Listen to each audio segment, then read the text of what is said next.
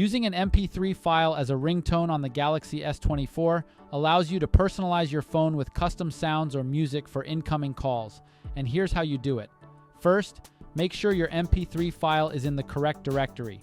Assuming you've already downloaded the MP3 file, open the app drawer and tap on the Samsung folder.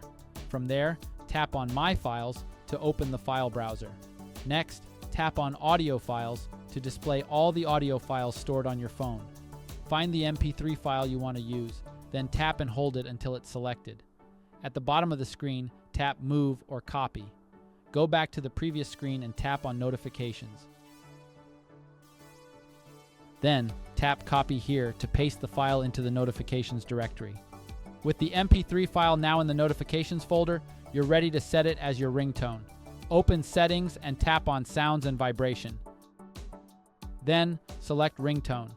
If your phone has 2 SIM slots, choose the SIM card for which you want to change the ringtone. Tap the plus sign at the top right corner of the screen. You should see the file you just moved. Select it, and it will automatically play so you can hear how it sounds. Once you're satisfied, go back to the previous screen to save your selection. And that's it. The ringtone for your selected SIM card has now changed. We hope this guide was helpful.